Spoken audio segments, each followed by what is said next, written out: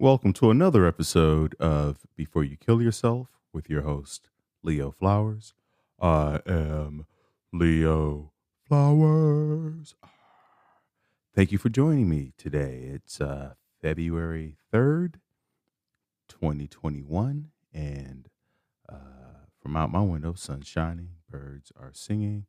I hope that you're healthy, that you're breathing on your own accord, that you're taking note of the accomplishments that you've made today and the things that you are proud of yourself for, and also remembering all the numerous ways of which you've helped other people who sometimes didn't deserve your help. Let's be honest. There's some people who did not deserve the hand that you lent them, but you lent it anyway because it was in your heart. So go ahead, take some time, pat yourself on the back for that. Today's guest is Tracy McCubbin, who is a decluttering extraordinaire. She's written a book called Making Space Clutter Free, the last book you'll ever need. This is a great episode. We had a great time. She's out here in Los Angeles right now, and I'm in San Diego, so we're very close. Almost did this in person. We talk about how to let go. We talk about the scales of hoarding. I didn't know that there were different levels to hoarding. I thought you're just a hoarder or not a hoarder, but apparently there are different scales. We talk about, what brings you joy, and is that the best way to figure out if you should get rid of a thing? And some of us, when we talk about clutter, and we're not just talking about physical stuff, a lot of us have a lot of online clutter that we need to get rid of. And so we're going to talk about all those different ways that we clutter up our lives and how that impacts our mental health. And then we're going to teach you and talk to you about how to let go, how to just open your hands and let it go. I'm going to definitely let go of some things after this episode. Remember, if you're in a crisis situation at this moment, please call 1-800-SUICIDE or 1-800-273-TALK. If you're looking for one-on-one coaching, go to thrivewithleo.com for one-on-one coaching with yours truly. Let's get to tomorrow together. And with that said, let's jump into the episode. So I'm so excited to do this. I listened to a couple. I'm very excited to talk to you today. Well, I'm excited to have you on, Tracy McCubbin, right? Is it McCubbin? Correct. Yep. Is that Irish? I just found out talking about genetics that I am part Irish. I'm like 9% Irish or something. Oh, wow. Yes, I'm a smush up between Irish and Scottish. Yeah. I think that's what it is. They haven't been able to clearly discern, Irish, Scottish, but I was like, oh, that's why I'm so hairy. I understand now. I'm from the north. And so what part of the world are you in? I'm in Los Angeles. I'm in the Hollywood Hills. Oh, nice. Oh, yeah. swanky. So it's sunny. I'm in the flats of the Hollywood Hills. Let's say that. So you got your views obstructed? Is that what's happening? Yeah, basically. So yeah, I was living downtown and my boyfriend was living out in Santa Monica, and the pandemic hit, and I had a house in Hollywood that I had been renting out, and my tenants moved out, and we were like, let's go hunker down. We've got a big yard and let's just ride this thing out. So this is where we've been. It's definitely changed how people are looking at homes, where it's like, does it have a backyard, a place to barbecue, a sauna? Like home, like I watch what's that show? Home, not what's the travel home place where people looking at, like, they pick between 3 different homes? Oh, not Love It or Leave It or one of those. Oh, it's killing me. Anyway, but I watch those shows differently now when people are picking houses. I'm like, you can't quarantine in that house. There's no light. What are you doing? Well, we spent the first 6 weeks of lockdown in my 800 square foot loft in downtown LA. So the minute this house became available, we were like, okay, pack your bags. Let's go. Oh my God. And you guys are still together. I know. I Tell me how you know. did. I know we got to talk about decluttering, but how did you manage? Like, was there a conversation that you two had, or did it just flow? It was so I think we were so freaked out. Like I think in the beginning it was so apocalyptic and like is this going to all go down and is this going to be the end and all right, let's just do this. And we were super hunkered down and then as it became then when I think we didn't realize how on top of each other and how crazy we were until the possibility to more space opened up. And then when more space opened up, we're like, yeah, let's go, let's go. So I think we came here and it was a lot better. I love that. Well, I'm excited to talk about your book, Making Space Clutter Free, the last book you'll ever need. I love that because if speaking of decluttering and books, I just moved in with my girlfriend in San Diego, and I have a million books, and there's a part of me that's like, should I give them away or should I just collect them all? And then when I die, they can just donate it to a bookstore. But I love my books; they're like my best friends. So I have a criteria for things, I don't think that there's a prescribed amount. Like, I don't think, oh, you should only have X amount of books. But I think there are some questions you can ask yourself about how many of one thing you have. And one of the things is, do you love, love, love, love it? Like, if you love your books and you refer to them and you go back to them and you look at them and they inspire you to read more and you have a place to store them, they're not in boxes in the attic, then of course keep them. But if you're, let's say, paying for a storage unit to store your books that you never go to, at $400 a month, then we're going to have a different conversation. So I definitely, I'm not, here's the funny thing. I'm not a minimalist. I'm actually not. And I think it's a very hard way to live. And if you want to do that, fantastic. But I don't think that's what it's about. I think it's about really our relationship to our stuff. And do we own our stuff or does our stuff own us? That's a great criteria to have because I almost want to invest in storage spaces because I feel like everybody I know is snatching them up because I have such a hard time letting things go. And it just seems to be they're playing the what if game. What if I need it? What if one day I need that? It's this instead of just kind of looking at where their life is now. I guess because I've moved around a lot, it's easier for me to kind of let some things go, except my books. Right. Except my books. Don't touch my books. In your book, you talk about like there are, emotional reasons why we're holding on to stuff. Can you talk a little bit to that? Yeah. So I've been a professional declutterer for 14 years now, and I have thousands of clients under my belt. And one of the things that I kept seeing come up over and over again were these stories that we write about why we can't let go of our stuff. And I started to see a really familiar pattern between everybody. And then I realized that more than stories, that they're actual blocks, that they're these, narratives we've written, and it makes us hold on to our stuff even if we don't need, use, or want it. And I started to call them clutter blocks because they keep us blocked with our clutter. And there's 7 of them. And the one that you talked about is, one day I might need it. Well, that's clutter block number 7, the stuff I keep paying for, right? That's something that you bought thinking you're going to use it. You never use it, but you think someday you might. So now you're paying for a storage unit to finance that someday. And guess what? I can guarantee you probably could have bought that thing 10 times over with what you've paid in storage fees, because someday I might need this.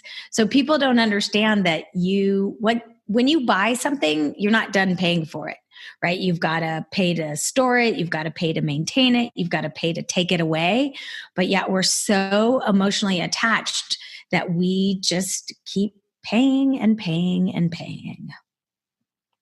Yeah, and I think part of it is there is an emotional attachment, like you said, because I was watching a show about hoarders, and it had actually gave me compassion for hoarders because it was saying how, like, to us, it's all junk, but when they pick up anything in their house, they have a visceral memory of what that was linked to.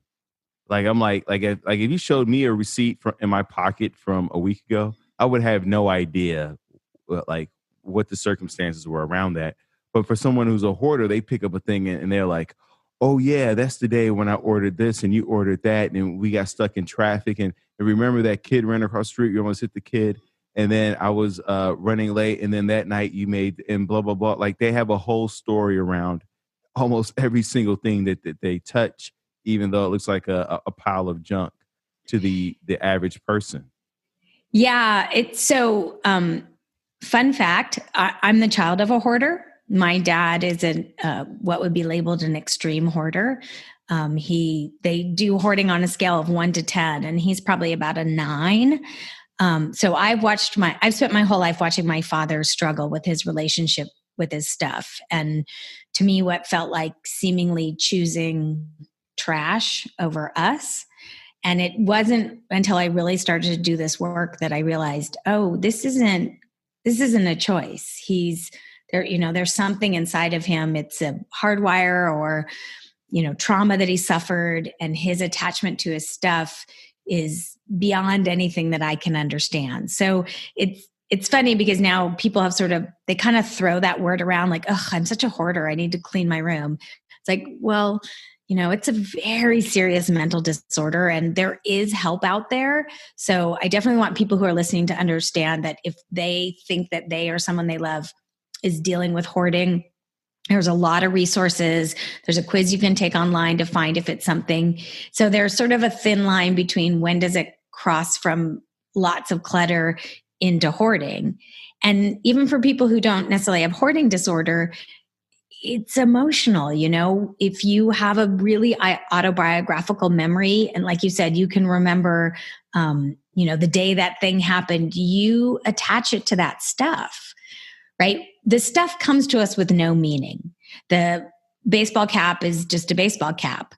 But if it's the cap that you wore to watch the game in the World Series of your favorite team and you caught the fly ball, that cap is going to mean everything to you. But it's not really the cap, it's the memory. We want the stuff to spur our memory. We want to hold on to the feelings. The stuff is irrelevant. It's the feelings that we want. And so I want people to make that jump to understand that the stuff sparks the feelings or sparks the connection, right? Because that's all we really want at the end of the day is connection with other humans. So we're using the stuff thinking it's about the stuff, but what we're really looking for is purpose or connection or love. And we've made it be all about the, Hot Wheel collection. You know what that brings to mind, Tracy, is people in their 40s who end up dating their like high school sweethearts again. Uh-huh. Because they remember, like, you're young and you felt alive and fun and free and vibrant, and that person represents all those feelings and those memories for you, even though in your heart you shouldn't go back. Or like my mom she's going to be 80 and some dude tried to call her from like her 20s. And He found her on Facebook. Exactly. He found her on Facebook. And I was like, my mom's getting booty calls in her 80s. And I called her out and I was like, was it a booty call? She was like, don't worry about my booty calls. Just you take care of you and I take care of me. So, but those memories of, like you said, we're reaching for a feeling and not the actual thing. And I'm glad you brought that. That's going to really help me. Well, and also think about it, Leo, too. Like, those people who dress as if they're sort of stuck in time, right? Like they don't, it's not that they really dress like it's 1965 or 1972. You're like, oh, wow.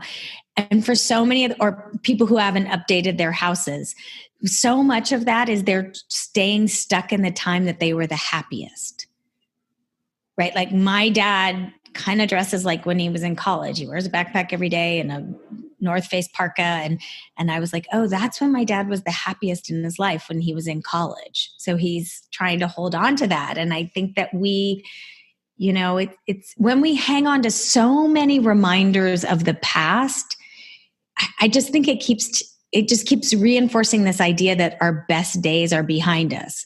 Like, look, if your mom was thrilled that Mike called her up and she wants to spend the last 10 years of her life, like, great, that's awesome. But if they're doing it to try and be someplace that they're not, then you go, I don't know about that.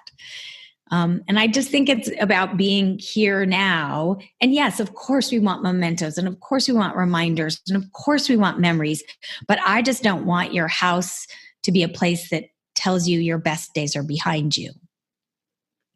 Wow, that's a very powerful statement right there. I was like, whoa, I had to write it down for a second, because I never really thought about it like that. Especially like dating, like I'm 44 and you hit that midlife crisis. And I think for a lot of people in their 40s, they reaching back because they feel like life's not going to get better. So there is a sense of hopelessness that is underlying some of the decisions that we make when we try to reach back. So I'll go ahead. And think about it also. It's like, life's not going to get better. It's like, well, maybe life's going to be different. Right.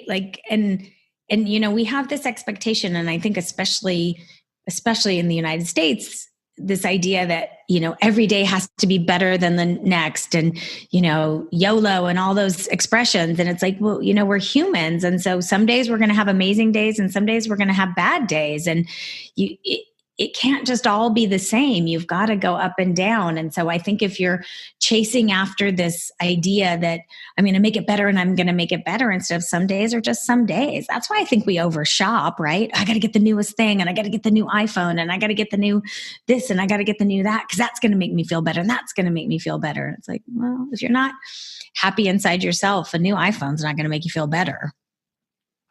I want to take a few steps back, Tracy, because you said something else that was that resonated with me on some level when you mentioned that your father chose the trash over us. Mm-hmm. And there's so many people out there whose parents or significant other are maybe not choosing trash, maybe they're choosing a drink, or they're choosing a cigarette, or they're choosing something else over them, or at least that's what it feels. Work, absolutely. Mm-hmm. Work for so many, especially now, right? Mm-hmm. And what do you think that your dad was really, what was the feeling or the thing that he was really reaching for? And how did you process that? How did you forgive him for that? Because that had to be a painful thing for a child to think, my dad is choosing trash over me. And then what does that say about me? How did you process through that? I think it was a combination. I want to look up, I just read this quote to somebody. I want to see if I can pull it up again, because it really helped with this. I think it was twofold. I think it was when I started to do this work, I mean, hilarious, right? It took me years until I started my business. I'd been doing my business for years before I was like, oh, I'm doing this to heal a part of myself. Oh, so I didn't see that, right? Like I'm spending all my time helping people deal with their relationship with their stuff and not realizing it was really me I was trying to heal. So I think it was realizing that he wasn't doing it on purpose. It wasn't something he had control over. And then having real empathy to see how much pain he was in. Like that was, that this was really affecting his life and the things that he had lost because of it. And it really was a big switch. I read this, Questlove posted this the other day, and I never heard this, but it said, forgiveness means letting go of the hope for a better past. What? Come on. I know, right? What? Can you read that one more time, please? Forgiveness means letting go of the hope for a better past. Wow. Right? Right. And so for me, it was, okay, my childhood wasn't, the TV childhood or what I wanted it to be, and it was full of trauma and hard things, but I like who I am. And all those events, all those crazy things that we did with my dad gave me this sense of adventure. And, I chose to look at how all that stuff, having a crazy hoarder dad who drove half broken down cars, and, how it made me passionate, and how it made me a zest for life, and it had made me, open to new experiences. I chose to take all the things that I did with him and see how they added up to who I am today, and how it gives me so much empathy and compassion to people that I work with. I love that because, there are, no matter what the situation is, there are always things that we can take from it and alchemize to find our purpose, to find our North Star, as you have. Right. Find And our North Star. I love that.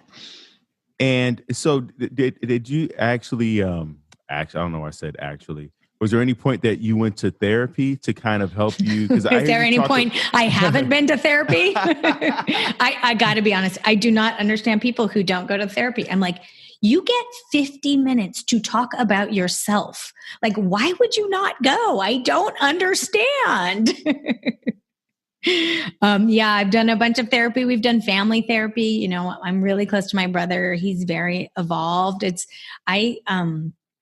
funny. Before I talked to you, I had an hour phone conversation with my best friend. We've known each other since we were 4 years old, and we still talk all the time. And, I was calling her for some business advice, and it was like the issues in my business had nothing to do with me needing a bookkeeper. It had to do with, I won't let go of control because I've always had to be in control because everything else was so out of control. And so I have to peel apart holding on to control. Now, what's that costing me? And so it was like, oh, I thought you were just going to tell me to get a bookkeeper. Meanwhile, we're, crying and I'm reliving the lessons I need to learn again. So I think it's always a process of, finding out, looking at who we are and how we act in our lives. And I think it's exciting because I think that it means every day you get to make new and different choices. That's an amazing opportunity.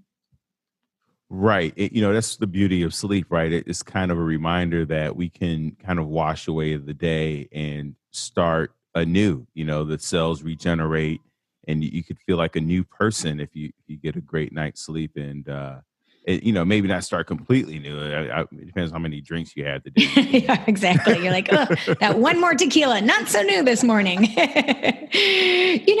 I think that also you realize, and especially there are very, very few decisions we make in our life that aren't undoable, right? We take decision making so seriously, but there's very, very few things that aren't undoable. So I think that people have to kind of remember that, we're like, oh my God, it all rests on this. And it's like, okay, well, but also these other opportunities are going to open up, and we're also hard on ourselves. I'm raising my hand, pointing at myself, we're just so hard on ourselves, especially at the end of this, or the middle of it. I don't know where we are in the pandemic. This has been the hardest thing ever for me. Absolutely, because it was so sudden, and I think what really made it hard was, from the leadership on down, there wasn't a clear what are we doing? Are we sure? Are we all on the same page? Like when we go to war with a country, like everybody is on the same page. I mean, whether you agree with it or disagree, we all know what's happening. Where it was like, it was too many uncertainties at once, and yeah. I never assume anybody's politics, and this isn't about politics, but no one can argue the fact that the administration at the time, there was no leadership around this. There was none. And it was like, states, you figure it out. And so everyone was just left, literally everyone was left to their own devices. And it was terrifying. So in this age of, online storage, right? Where I have friends Mm-hmm. who are buying multiple terabytes of things to store their photos and their all their videos and all the things. Because you talked about once you start paying for storage, but we were talking about physical storage. How do you feel about paying for online storage and the terabytes and all that? Yeah, I have very strong opinions about this, and they were proven by the New York Times recently. About a year, I think the January before the pandemic, the New York Times did this great article about, how to kind of best organize your photos, but also in terms of like how to keep them safe and do you put them on the cloud and what do you do? And basically, at the end of it, it was like the photos that you look the most at are the ones that you printed out into one of those Apple books, like if you offload your stuff into a cloud of terabytes of things, you don't go back. Like it's just the same, that big box of photos at your grandma's house that no one ever looks through. That's the same thing on a terabyte. So, if you really want to save your photos and access them, then you got to put a little time in and you got to organize them, tag them, get rid of the bad ones. I'm sorry, you can declutter bad photos, digital or not digital. If everybody's eyes are shut, if people are looking off camera, if there's no people in it, get rid of it. Like just because we have digital photos now and you're like, oh, space is cheap, everyone keeps them. And then there's 10,000 and you don't look at any of them. Like, what good is it? What's the purpose? Yeah, because we don't realize that it does carry an emotional weight because there's an anxiety of, wait, what do I have in there? And can I access it? And there's just nothing funnier than when a friend's trying to show me a photo and they're scrolling for hours on their phone. Right, yeah. And And I will say this, and people will at me or come at me or whatever the kids say. If you have 10,000 unread emails in your email when you open it up in the morning, that is giving you stress. I don't care if you have, people open up their computers in front of me and I'm like, you have 20,000 unread emails. And they're like, oh, I can find anything that I want. And then again, I'm like, but that's a weight of like undone things. Like, it adds up. It absolutely adds up to the weight and pressure on us. Leo starts deleting his emails. no, my girlfriend actually does that. She's very good at getting in there and decluttering all the emails that come. I try and keep it in a certain number. And then every January I nuke my inbox, just nuke it, get rid of everything. Mm-hmm. Oh, I love that. And I haven't missed any. I have not missed anything. There's never been anything that I'm like, oh, I can't believe it. So I think, here's what people, clutter is stress, right? Clutter is a constant to-do list. Clutter is things that you have to manage. That's the way I describe it. And that's why I don't have a prescribed, like you should only have this many things. Like if you've got to move stuff off the kitchen table and the kitchen counters to cook dinner, that's more work for you. That's more stress. I want your home to support you.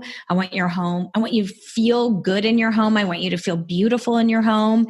I want your home to be a place now more than ever where you feel you're well. But if you're moving your, crap back and forth, you're making more work for yourself. That's what this is all about. It's not about how it looks on Pinterest and, can you Instagram it and get a bunch of likes? It's like, how do you exist in your space? You're so right, because there's nothing I value more than having the space to move around. I was saying to Michelle how there are some hotel rooms that I, spend time in where it encourages me to just move about and stretch and, do yoga or, some type of mobility flow. And then there are other ones where I'm just going to lay in the bed all day, just because of the design of the room or the space or the house and I think we don't realize how much the design of a place or affects how much we want to move or not move. Oh, absolutely. I mean, think about it when we used to, and when we hopefully soon, when you'd go to a spa, there's nothing in there, right?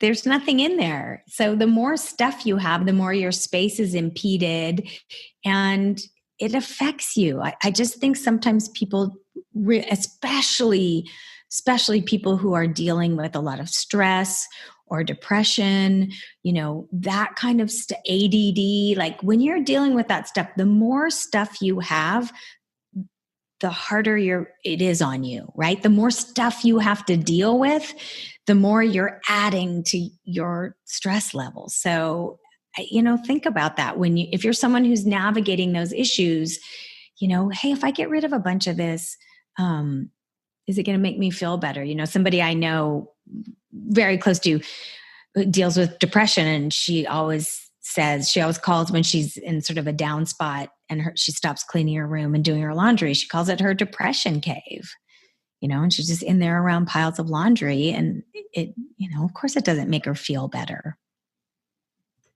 To backtrack a little bit and to the childhood, when you were, I would assume, were you getting help at that time, or did help not really arrive for you until you got older? And what did that look like for you as a kid? Was it a school counselor? Was it Well, my parents split up pretty early over my dad's hoarding. So I didn't live with him. So we lived with my mom, and, she had a beautiful home, and that worked really well. So it was sort of like my eccentric dad. Nobody really put it together. And I'm old Leo, so it was the 70s when I was a kid. And, it was just like he was an eccentric. He was a pack rat. It wasn't really until the 80s, the 90s that people were like, oh, this is something. So the relationship, we always had strife, but it was as I evolved. And really when I started this business, really it kind of all came together when we needed to move him. And I called a friend of mine in the moving business. I hadn't quite started my business yet. So I said, oh, can you go give my dad a quote to get him moved, blah, blah, blah. And he called me up the next day and he said, look, I don't know if you know this, and I don't know how long it's been since you've been to your dad's house, but he's a hoarder. We were like, what? A what? So I think it's always been an evolution and learning every step of the way. But it made a lot of stuff make sense looking backwards, right? You're like, oh, that's what that was. And, there's quite a few professionals who align hoarding with very similar to alcoholism. That idea of like, oh, if one drink makes me feel good, 2 will make me feel better, and 10 will make me feel great. It's like, oh, well, if 1 magazine makes me feel good, 2 will make me feel better, and 100 will make me feel great. So there's some similarity to that. Oh, I'm going to get rid of 50 books today. Oh my God. Because my father drank a lot, and I'm like, I don't drink. I'm like, oh my God, are my books my alcohol? What am I doing? Well, I'm going to venture a guess. I would imagine that books were probably a place of escape, right? Absolutely. For you, that they were, you could, whatever was going on and chaos and all that kind of stuff, you could go into a story and you would be transported. So that's the magic of books. Also, there's a little something, and I fall into this too. You want to keep a lot of books because you want people to see how smart you are. Look at all this I've read. I'm so smart. Well, especially now with all the Zoom meetings, you got to have some books behind you. Apparently, that's the decor.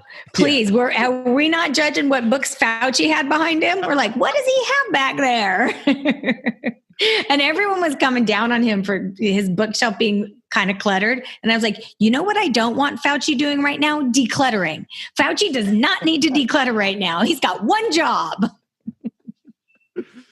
And now let me ask you this. Is there a time of year that's best for decluttering? Like, is there something in the atmosphere where it's like, this is a good time to declutter? Or is it just like, well, now? Yeah. Now, always. I think it's twofold. I think there's a twofold answer to that. One, I definitely think spring. I think there's something about spring. There's a reason, like spring cleaning. There's a reason our aunties used to do it when they were farmers. I think that the renewal and the newness, it's great. I also like fall, right? So I kind of like those two big seasons for the big declutter. But the thing about decluttering is it's constant, right? The stuff keeps coming in. So I think people sometimes think, oh, I'll just do a big declutter and that'll be it. And then I'm like, no, but do you see how much you're buying on Amazon? More is coming in. So I always tell people, set an afternoon on the weekend or a couple hours or, 20 minutes that I like Sundays where you can kind of declutter and put your house back together and start the week off in a really good space. I like that. And, Marie Kondo's is when I think of, cleaning up the space is someone who's like blown up on Netflix. And I'm sure there's been some residual effects for business also where people are like, oh, yeah, I need to. And, but she talks about like things that what brings you joy and what doesn't bring you joy. And I'm like, I've never used the word joy in my life. I don't know what I wouldn't know joy if it hit me in the face. What is that? and I'm sure like that doesn't work for everybody. What separates you from what she's talking about, and what are the pros and cons of joy? Yeah, I think Marie is great. I think it's really fascinating that it took someone from outside of the United States to really start this conversation. I think it's fantastic. I also think, she has a very Japanese aesthetic. And she also is very rooted in her religion. I believe she's a Shinto Buddhist, and they believe that every inanimate object has a soul. So she is in a different relationship with her stuff. My book, I kind of wrote it in a response to her book because so many people were like, I tried that and it didn't work. I mean, I had a client that said to me, she goes, so is guilt tinged sentimentality the same thing as joy? Because I'm not sure. So I think that Marie, I don't think she delved into the emotional attachment and hold that, our stuff has on us. I think that for a lot of people, look, if it was that easy, everybody would be doing it. But for a lot of people, it's so weighted and it's so emotional and it's so, it's just so attached that the simple, like, does it spark joy or not, doesn't work. So I always say my book is the next step, and if she works for you, fantastic. And if you're like, I can't do this, then you might want to read Making Space Clutter Free. I love that. Yeah, because and so you talked about earlier that there are like 7 emotional blocks. Can you share with us another emotional block that people Sure, yeah. So let's see, a good one. Let's see if this one resonates with you. So clutter block number 4 is called My Fantasy Stuff for My Fantasy Life. So this is, you think, you know what I should do? I should become a rock climber. That would make me happy. I'd love to be a rock climber. So you go out and you buy all the stuff for rock climbing. You buy the carabiners and the ropes and the little thing, and you watch Free Solo and you decide to do it. And then you get to the edge of the mountain and you're like, oh, I'm scared of heights, right? But you fantasize that you should be this thing and you buy all the stuff to go with it. So that's one that people really get stuck with. Another one is clutter block number 6, which is trapped with other people's stuff.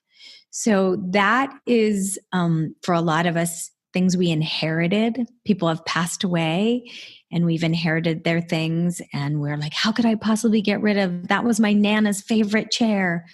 And, do you love it? No, I hate it. I've been paying to store it for years, but Nana loved it, right? That just because someone else loved it doesn't mean we have to. And so I'd much rather see you keep, one thing that you love from a person who's passed on than 100 things you hate just because you'll feel bad letting them go.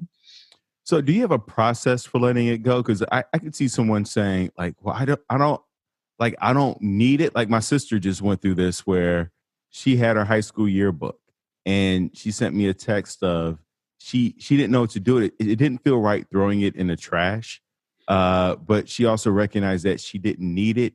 And then it wasn't until like 20 years later, most recently, where she found a place to donate it to, because it was like the high school historical blah blah blah. Like, it just made sense that Oh, that's that's a cool. place. That's really cool. Yeah, but it took her like 20 years to. So like, how, like, besides dumping it 20 in the years. trash, That's committed. Yeah. It's funny. We've been dealing with yearbooks a lot lately. I don't know why. And now with Facebook, I'm like, do you need a yearbook? Because there's somebody on Facebook you went to high school with that's going to have a copy or a page of it. We actually shred yearbooks. We send them to out with the shredder, because it just does feel weird to throw them away. But, I go through that. I'm like, I have my yearbooks. I don't have kids. So I don't know. Are my nieces and nephew going to want to see me with big 80s hair? I don't know. So yes, I do. My company, my business policy is we try and donate as much as possible. And we tend to try and work with a little bit smaller organizations, as opposed to just taking it to Goodwill or, Salvation Army, because we have the luxury of doing that and we have relationships.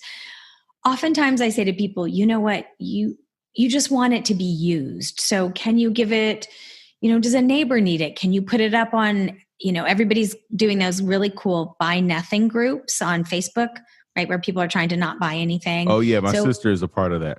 Yeah. So you throw it up there and somebody wants it. And, this idea of like, oh, I need the tax donation. You get so little off on your taxes, just if somebody can use it, there's just, people are in need right now. I mean, always in need in this country, but put it up on Facebook Marketplace and put it up for free and know that it'll go to somebody. That's what I always, it's going to be easier for you to let it go if someone's going to use it, right?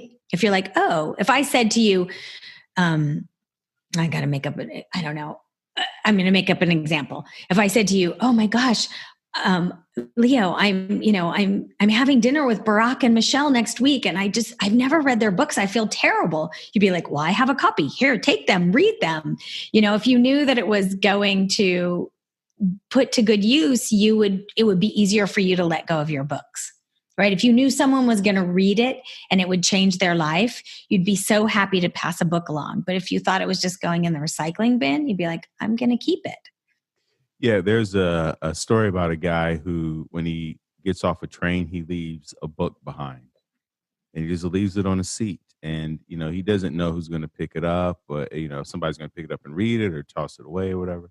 But in his head, it just makes him feel good to leave something behind, and know at some point somebody might get value out of it.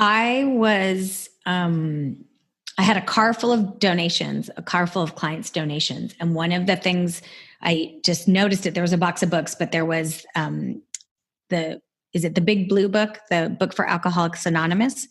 There was a Big Blue book, and then there was a accompanying workbook that were part of the donations. And I went to the grocery store, and there was a woman out front who was, I think she was raising money for a women's shelter. And we just started chatting, and I was like, oh, because a lot of times we donate to women's shelters, clothing and stuff. And I was like, oh, where are you? And kind of tell me about your organization. And sometimes I have clothes, and, would that work? And we just got talking, and she's just telling me she was working the program. And I was like, oh, well, I have a Big Blue book and a workbook in the back of my car. Would you like it? And she was like, I can't believe it. This is exactly what I needed. It was like my commitment I had to do this week, and I wasn't sure if I was going to be able to get it. And so it was like, the thing got to the person who needed it in that moment. And I'll just never forget, like, driving away and watching her flip the book open and start taking notes in it. And I was like, that thing got to the person who needed it. She needed that today. Like, if that gave her one more day of sobriety, then it was all worth it. I love that story, and I appreciate you sharing. Is there anything that we haven't talked about that you think would be of value to the listeners out there who are struggling with letting go of things or people or people, photos? Photos, books, emails. I think that I invite people to look at it this way. I don't want people to beat themselves up. I don't want people to, flip through Pinterest and go, oh, my house isn't perfect. I just want them to ask themselves, do I own my stuff or does my stuff own me? I love that. And then last question, I ask this of all my guests, because I always feel like there's one person listening in who may be on the precipice of ending their life. Before you kill yourself, what would you say to them, Tracy? You have a magic to share with the world. You may not feel it today. You might not see it today, but we all see that light in you. So don't rob us of that joy. Thank you so much, Tracy McCubbin. Thank you so much, listeners. Remember, this podcast is not a substitute for you going to get help. You call the 1-800-SUICIDE or 1-800-273-TALK or the international numbers. I know I have listeners out there in Sri Lanka and Ireland and Scotland and in South America. You can talk, you can text, you can chat. And don't forget to pick up Tracy McCubbin's book, Making Space Clutter Free, the last book you'll ever need. Pick it up on Amazon or wherever books are sold. And you can always go to thrivewithleo.com for one-on-one coaching with yours truly. Let's get to tomorrow together. Thank you so much, Tracy. Thank you, Leo.